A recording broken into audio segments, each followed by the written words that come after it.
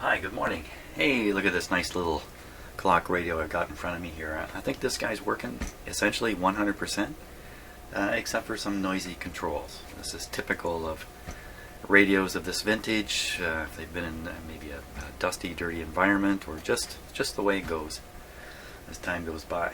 So this has a really cool flip type clock on it. One of the early techniques to achieve a digital looking clock.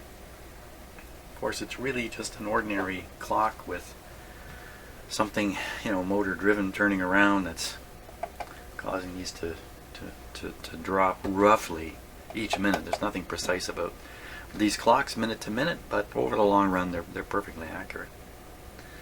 So let's just take a look at them here. Let's see.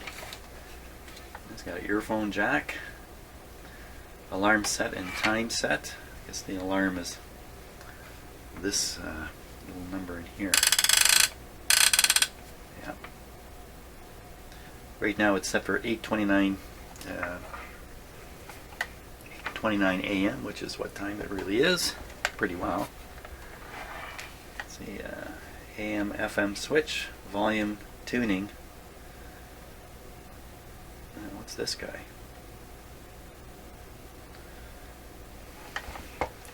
Hard to read. Very hard to read. That says selector, so that's the title of the control. On, off, auto, alarm. Okay, so it's on the off. It's on the off. Volume down. And somebody wanted $10 for this guy. Oh, it's got a external antenna connection for an FM antenna. Cabinet appears to be in perfect shape. No serious damage or anything. That's kind of, you can't turn these guys upside down or there we are. Yeah, can't use these radios upside down. Let's switch it on. This might be noisy here.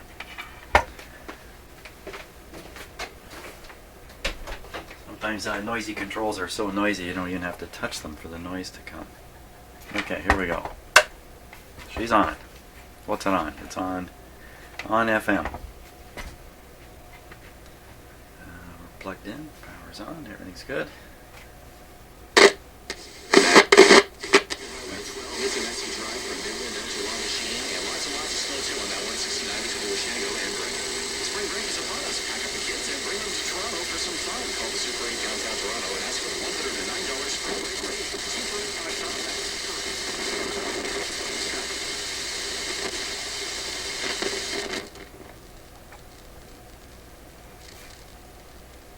Okay, that's probably the local oscillator from this other radio I've got going here. Yes, it is.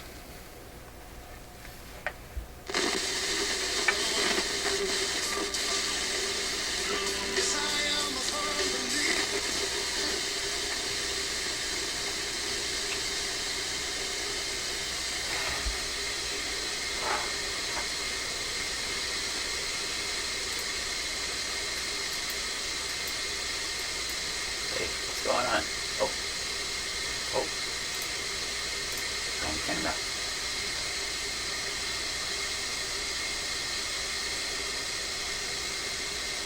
Oh, there's a little word window there I hadn't noticed before with on in it.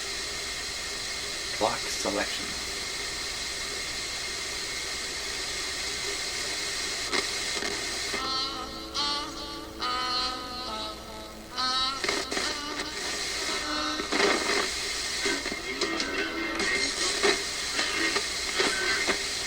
Oh, the rough sound is there. The rough sound's Led Zeppelin, isn't it?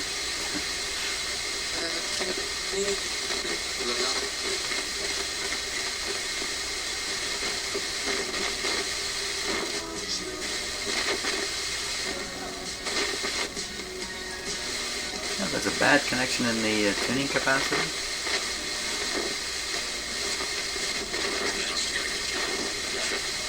to jump around a little bit.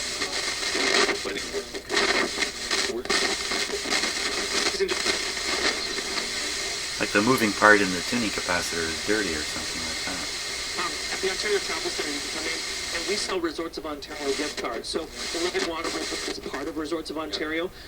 They represent over 100 different resorts and inns right across the province.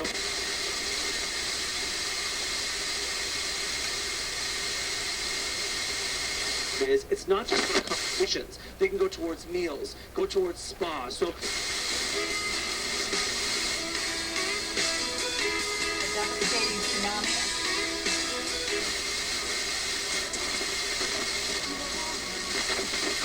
Let's got together and be able to sort of pick and choose exactly where they want to go. like, who needs another ugly sweater? Don't buy someone a sweater or jeans. Buy them the gift of a getaway. Yes. Exactly. Kevin Frigette, you're going to be with us throughout the morning. Thanks for that, and we'll get back talking about the Travel Center Barrie and all the great things that are coming up. And thanks for doing that this morning. We really Just trying to appreciate it. match the station on another radio. We're going to be speaking to some of the staff here. We're going to be speaking with Amanda Hill now. She's the corporate sales manager. And 89.1. So that's 89. Tony Ham and 0.1. Sarah That's Gill, pretty and close. we are live. It's another Tony and Sarah's excellent Ontario adventure. It's close. And we're live here at Sunshine. Oh yeah, Sunshine 89.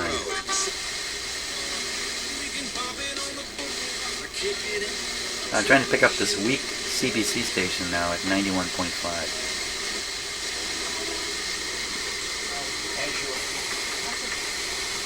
Prefecture, home of the Daiichi nuclear power plant.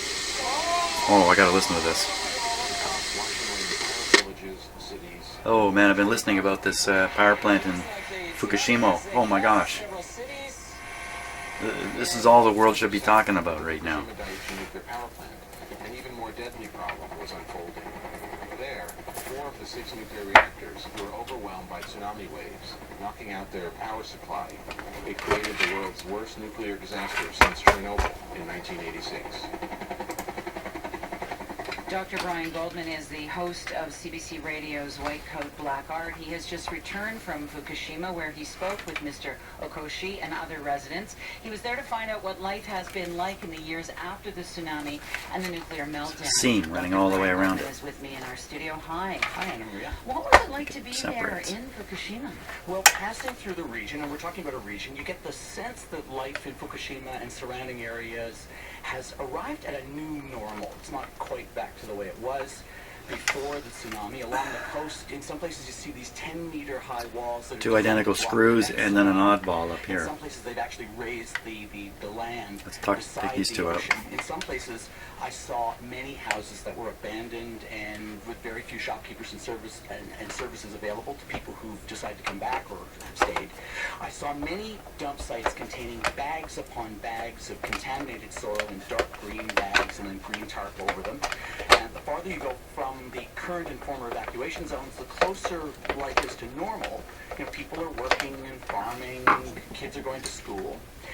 Closer to the reactor, to the crippled reactor, there are 1,200 TEPCO staff. That's the Something funny about these Tokyo screws. Power Company. They are supervising several thousand contract workers who are supervising the cleanup of the reactor. The workers live in temporary barracks, and just for some round numbers, 100,000 in the region were originally evacuated in an area that's 1,100 square kilometers. And now, town by town, as they decontaminate the soil, they are lifting evacuation orders. How worried are people about radiation in that area? So that depends on where you live and how you've been affected. I don't know if he's going to talk about the power plant and its condition right now. For instance, you pass through This towns guy. like Naraha, which is 20 kilometers from the power plant. The evacuation order was lifted in September 2015, Solid as 18 can be. months ago, yet just a handful of people have returned. So That it might tells also you be they're concerned. snapped Like many snapped places together I along the visited, seam. Naraha is near a large dump site containing bags of radiation-contaminated soil covered in tarps. It's just there, and there's no timetable to remove it. There are radiation meters everywhere. These big electronic meters, you know, they're large cylindrical meters. They have like a digital reading at the top. On the one hand, the radiation levels are low, very low. On the other hand, the very presence of radiation meters tells you that they're concerned about it, and it's a constant visual reminder. And remember, of course, that radiation is invisible. Yeah, so overall, how is the health of the people around there? Well, local healthcare workers who I talk to who are on the ground in the region say that they've seen increased rates of heart disease, stress, mental health issues. It's all anecdotal stuff. It's very hard to say whether it's due to the disaster, the evacuation, or the economic impact. There is a stigma to being in this area or from the area. For instance, following the disaster, the government banned produce from the area around the reactor site to reduce radioactivity entering the food supply. And of course, the thing that everybody talks about is cancer. There's the risk of cancer, and authorities are definitely dealing with a significant increase in reported rates of certain kinds of cancer. We heard from Ryoji Okoshi off the top. He's a 70-year-old part-time farmer.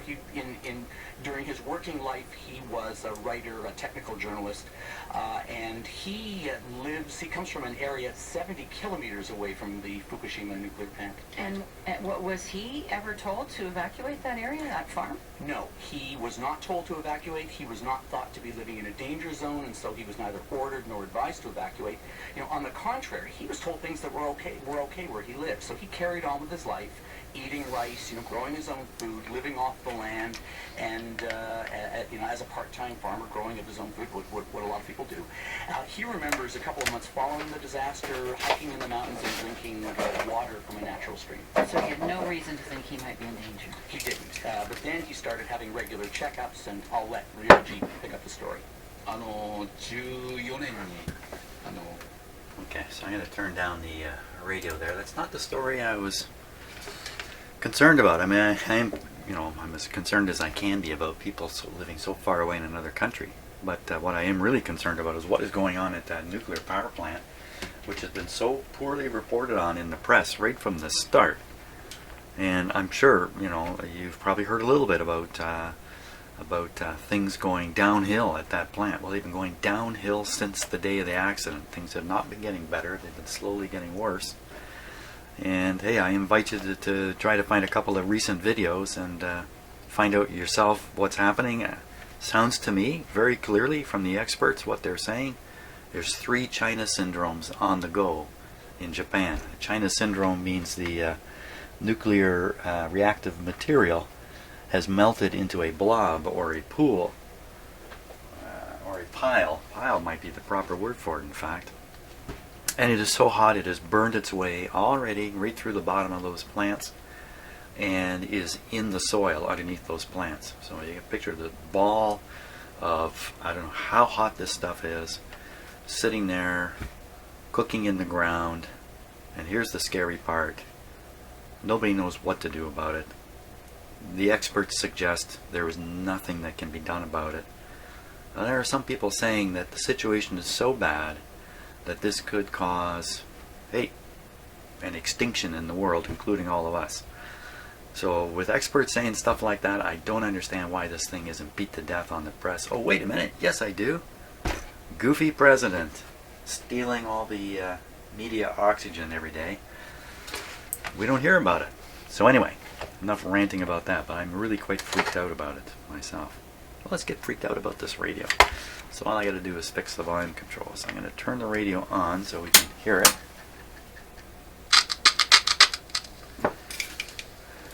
Just my good old WD-40 here. That's it. That's all it took.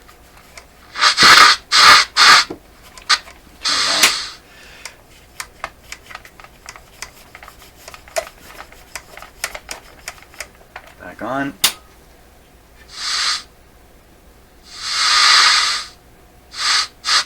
Perfect. Now, what about this funny tuning deal here?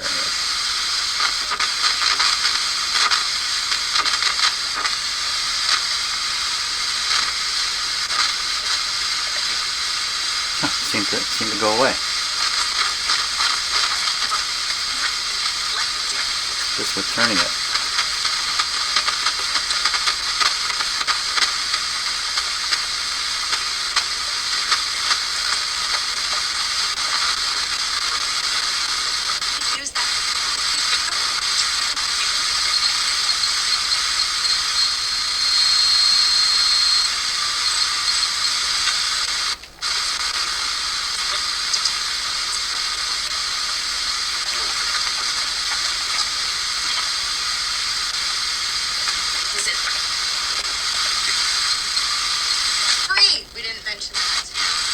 free, and it's good for your smartphone. You can do it right on your desktop at work as well. Local oscillator.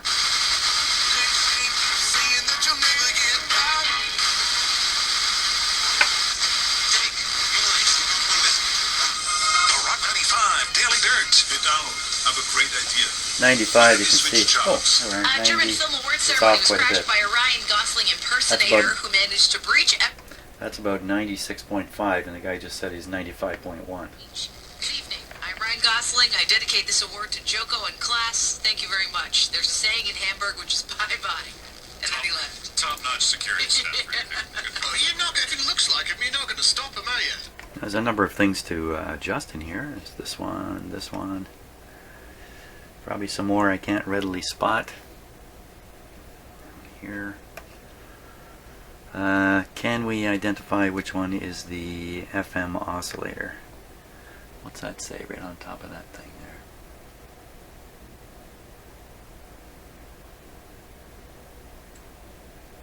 I'm not sure what it says there. 10K ohms? I'm reading on top of this. And doesn't look like there's any hints of what's what. Okay, looks like there's a bit of wax in there.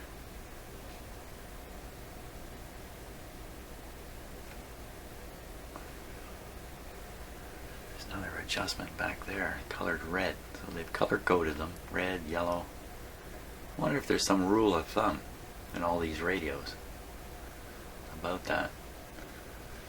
Well, there's not a lot of adjustments in here. Really. There's one. Blue one, 2. 3. 4. That one I called number 3 there. That yellow one is pretty different looking from the rest. Very different looking. Well, we can twiddle these and try to figure out which one it is, or who cares, really? Who cares how accurate this thing is? Is it accurate enough that you can find the station you want? Yes, of course it is. Of course it is. So, okay, so we've quieted the volume, quieted the tuning. Let's check the switch here.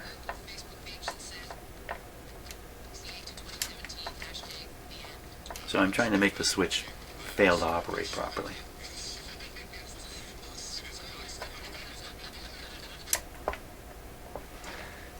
And we're off. We're off.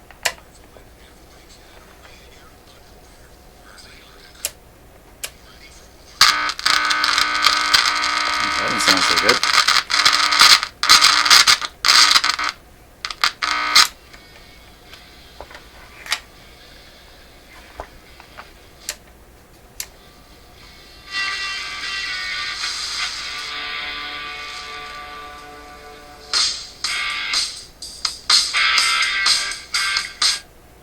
Nice treble.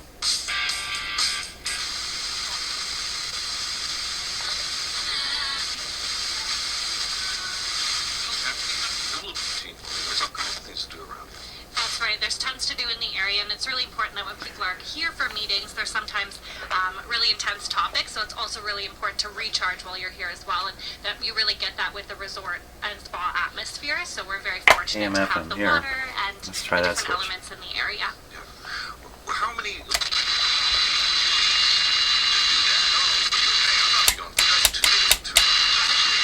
Five people up to 200. We can accommodate Seems any good. size of group, absolutely. What's going on with this one now? 3 new to the over at the golf for corporate people too, right? It's really exciting. We're undergoing lots of changes over at the main hotel. So like you said, we're expanding, adding guest rooms, adding an elevator. So we're really taking it to the next level. So there's a lot of exciting things happening at Cranberry Village for sure. Extremely accommodating. Good. I'm so glad to hear that. Now, how long have you been working here? Actually a year now. What's one of your favorite experiences here? Hard to pick just one, Yes. but I would say, the people, the atmosphere for sure. We've got some favorite. With you on that? is listen to Kind of this weird the morning. alarm If setting people goes ask a great crazy idea like that, for eh? a corporate But event, how can they get a hold? Just call the resort here. Call the resort, ask for me, Amanda Hill, corporate sales manager, and let's give it. Let's give it.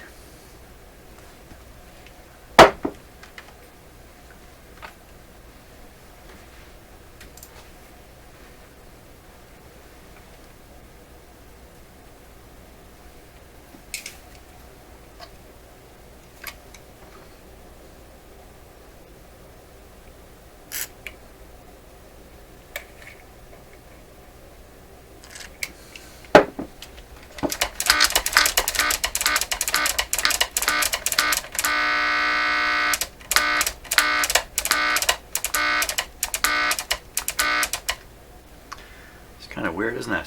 Why would the auto make a noise like that? What is auto anyway? Auto. Automatic on and off with the timer. Actually, you know what? It's the auto is fine. It's setting it to alarm.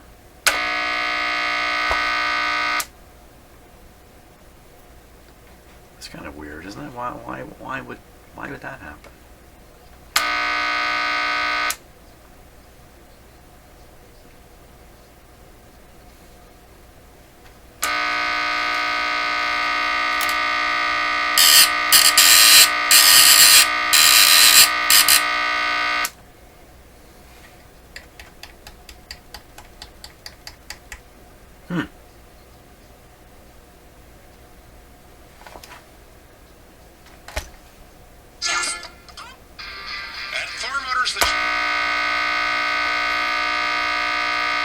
Volume has no effect.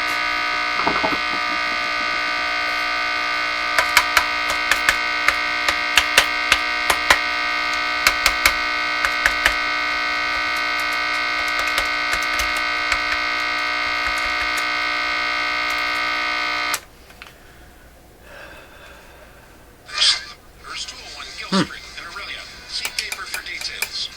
This hour has been sweetened by Tappin' to Maple. To plan your maple visits, go to tappintomaple.com. Sunshine 89. Why would auto have that kind of effect? Of Bayshore Broadcasting.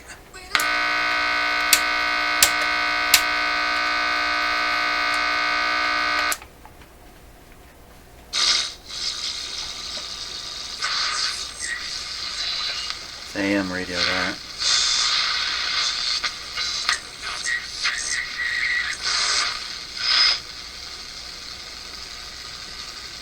That's kind of weird. That's really quite strange. Auto.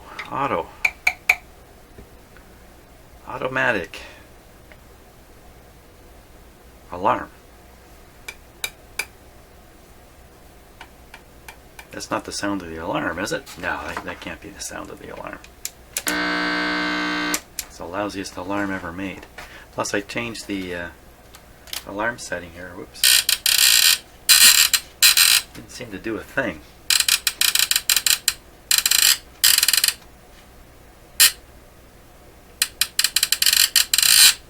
How does this work anyway? There's just a single time here. I guess the radio turns on at that time and then just stays on until you turn it off.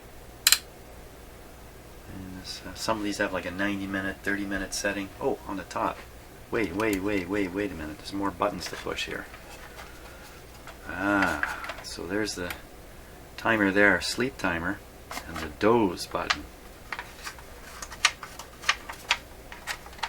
Okay, so the doze button is pushing that. Right there, I've reset the doze. We're dozing. And we stop dozing. Let's take a look at the doze button.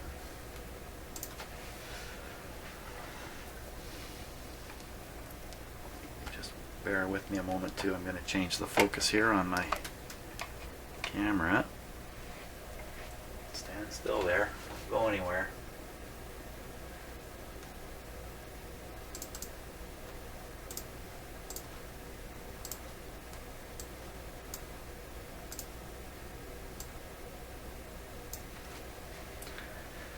Doesn't that look dirty in the camera? Wow.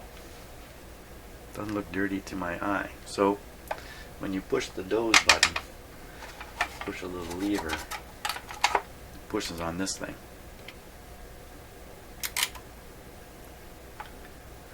As the clock advances, it comes back after like 10 minutes or something of that sort. The harder you push it, the longer you doze. Okay, now you set the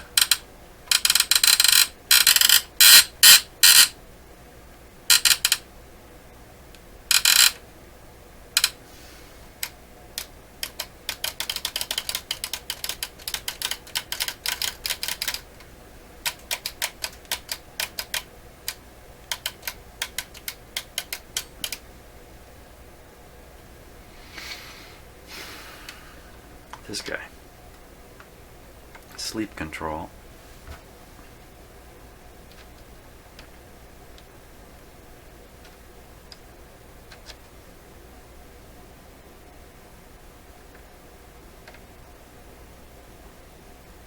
It's got a pretty tight spring on it here.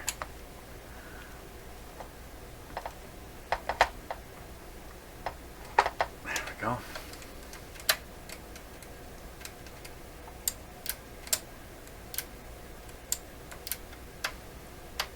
See what that does with the noise here.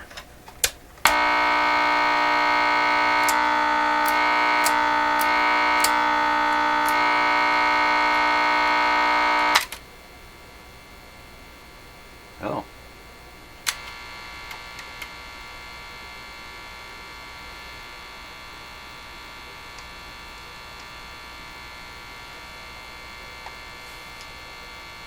Set on alarm. The alarm time is 5 in the morning. Let's change the alarm time to. Oh, should it change?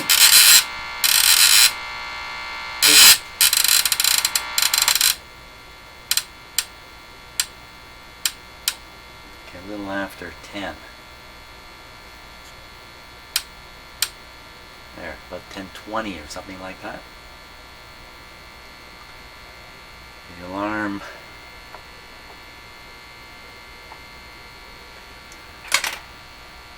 set for alarm.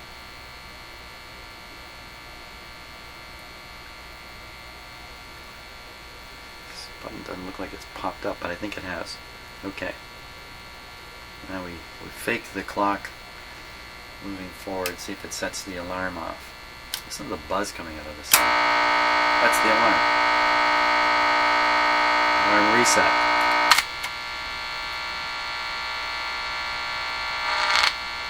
Ooh, I like that sound.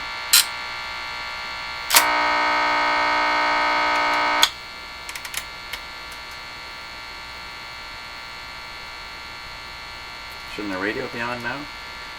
No. You know what? It's radio or alarm. It's not both. That seems kind of weird. Flip that back to auto. Okay, volume up a little bit. We hear nothing. Now the alarm is set to what? Set to a little after 9. Let's set it. Let's see, it's on 10:12. So this is easy to turn all the way around. Ooh, I wanted to set it to, say, 10:30.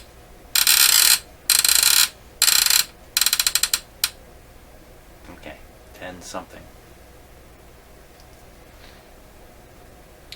Radio's on auto. This looks like it's depressed at this time.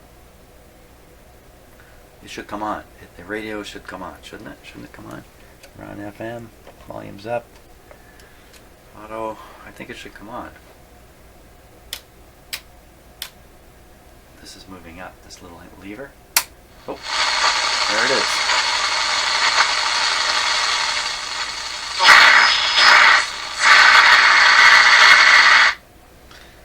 Okay, and then I think it just stays on. Let's keep that up. Okay.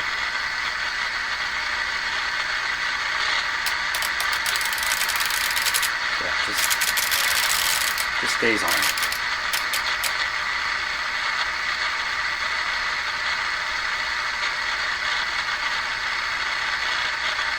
do you reset it? So you have to push that button. You have to push the doze button? That doesn't make sense. I want to trigger this back up. There we go. Well, maybe the doze button is for people like me who can't figure it out. I'm a bit of a doze, and that's what that really is.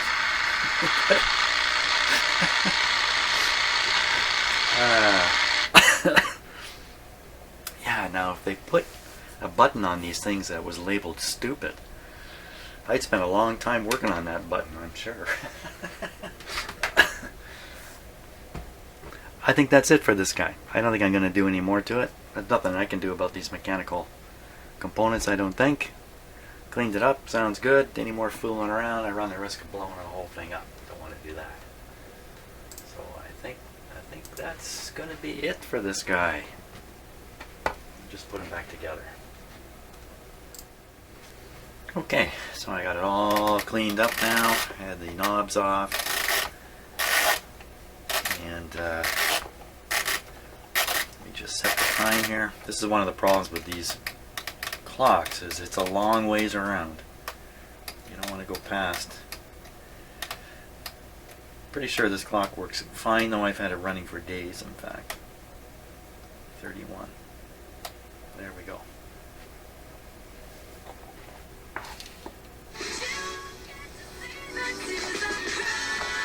You see how beautifully clean the front plastic is now? This is what I use for. Oops, what I use for that. Blue Magic Headlight Lens Restorer. This really meant, there's a lot of car products that can be used on radios, a lot. So this one is really for taking off the dullness that builds up on your headlight plastic lens, I guess you could call it. But this works on almost any plastic really well. I found anyway. So put this stuff on. Or, I mean, there's other products like this. I mean, I'm not saying this is the product to use. There's other products. I use it on the front plastic. Fantastic. Look at how clean and shiny that came. Knobs too. Took them off. Toothbrush on them. Get them all cleaned up. Now there's a couple marks on the top of the radio here, which I thought were paint or something like that, but in fact, the this wood, fake wood coating here, or whatever it is scratched right off in these spots, so you can't repair them. Well, you know what? I got a little bit of brown stuff I can put on there. Maybe I'll try that. Really meant for wood, but a nice little radio. It really is. And now it's 9:32. So, thanks a lot for watching. And, gee, you know what's coming in here next? One of my own radios is coming in.